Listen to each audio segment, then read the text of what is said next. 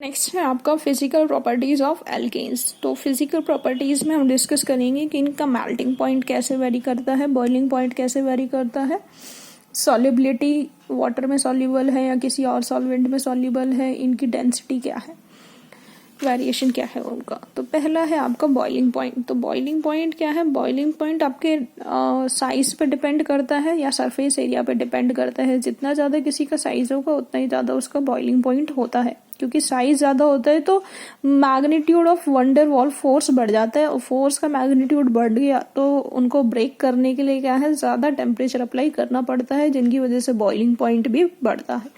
So the boiling point increases with the increase in number of carbon atom. तो जैसे जैसे आपके carbon atom का नंबर बढ़ेगा, चेन बढ़ेगी, वैसे वैसे ही आपका जो बॉइलिंग पॉइंट है वो भी बढ़ेगा, क्योंकि जैसे ही चेन बड़ी होती जाएगी वैसे ही उसका साइज बड़ा होता जाएगा। चेन का साइज बड़ा होता जाएगा तो वैन डर वाल फोर्स ऑफ अट्रैक्शन भी बढ़ता जाएगा। But in case of branching, अगर आप किसी में ब्रांचिंग कर देते हो तो उसका सरफेस एरिया घट जाता है, घटने की वजह से उसका बॉइलिंग पॉइंट भी घट जाएगा। फॉर एग्जाम्पल आपसे पूछा जाए ब्यूटेन, प्रोपेन और इथेन में से किसका बॉइलिंग पॉइंट ज्यादा है, तो ब्यूट कितने कार्बन की चेन है आपकी? 4 कार्बन की चेन होती है। प्रॉप कितने कार्बन की चेन है? 3। और ईथ आपकी 2 कार्बन की चेन है, तो 4 कार्बन वाली चेन ज्यादा होगी तो इसका बॉइलिंग पॉइंट भी ज्यादा होगा। उसके बाद 3 कार्बन वाली चेन और उसके बाद 2 कार्बन वाली चेन। रीजन क्या है? क्योंकि नंबर ऑफ कार्बन एटम बढ़ रहे हैं, कार्बन एटम बढ़ रहे हैं तो चेन लेंथ या साइज बढ़ता है, साइज बढ़ता है तो वैन डर वाल फोर्स बढ़ता है, और फोर्स बढ़ता है तो बॉइलिंग पॉइंट भी बढ़ रहा है। नेक्स्ट देखो, in case of branching boiling point का ऑर्डर क्या होगा। ब्रांचिंग समझिए क्या है, मेरे पास फिर से 4 कार्बन है, बट इस बार मैंने एक कार्बन एटम को किस में रख दिया? ब्रांचिंग में रख दिया। ठीक, तो मेरे पास अगर नॉर्मल कार्बन की 4 कार्बन की चेन है तो ब्यूटेन, और एक कार्बन को ब्रांचिंग में डाल दिया तो ये क्या है आपका? आइसोब्यूटेन। तो देखो, आइसोब्यूटेन और ब्यूटेन में से किसका साइज बड़ा होगा? जिसकी चेन बड़ी है, चेन ब्यूटेन की बड़ी है तो इसका बॉइलिंग पॉइंट ज्यादा और आइसोब्यूटेन का बॉइलिंग पॉइंट कम।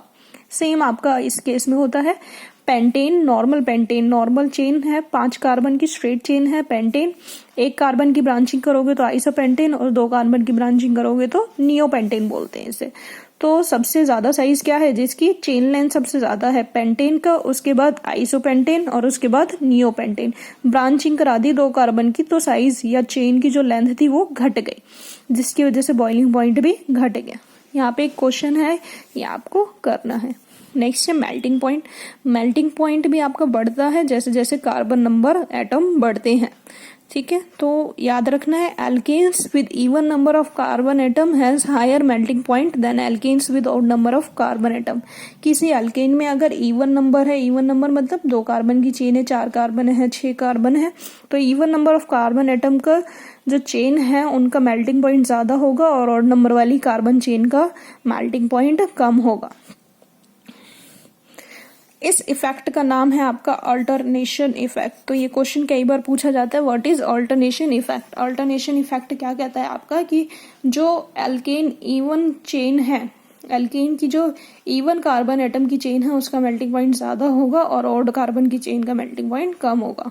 ठीक है, नेक्स्ट एग्जाम्पल देख सकते हो, जैसे हेक्सेन एंड पेंटेन। हेक्स का मतलब 6 कार्बन और पेंट का मतलब 5 कार्बन, तो किसका मेल्टिंग पॉइंट ज्यादा होगा? और इवन नंबर वाली कार्बन, दैट इज 6 कार्बन वाला हेक्सेन का मेल्टिंग पॉइंट ज्यादा होगा और एन पेंटेन का मेल्टिंग पॉइंट कम होगा। नेक्स्ट है आपका सॉल्युबिलिटी। सॉल्युबिलिटी का रूल क्या कहता है कि जो जैसा होता है वो वैसे में ही घुलेगा, मतलब जो चीज आपकी पोलर है वो पोलर में घुलेगी, और जो आपके नॉन पोलर है वो नॉन पोलर में ही घुलेगा। तो एल्केन्स का नेचर कैसा होता है? एल्केन आपके जनरली नॉन पोलर होते हैं, तो ये नॉन पोलर सॉल्वेंट में ही घुलेंगे। आपका वाटर पोलर है, तो अगर आप एल्केन को वाटर में डिसॉल्व करने लगो तो एल्केन नॉन पोलर है और वाटर पोलर है, तो ये डिसॉल्व नहीं होगा। जो नॉन पोलर है वो नॉन पोलर सॉल्वेंट में ही डिसॉल्व होगा। जैसे एल्केन्स आप बेंजीन में, ईथर में, ये आपके नॉन पोलर सॉल्वेंट है, बेंजीन, ईथर नॉन पोलर है, तो एल्केन इन्हीं में सॉल्युबल होते हैं।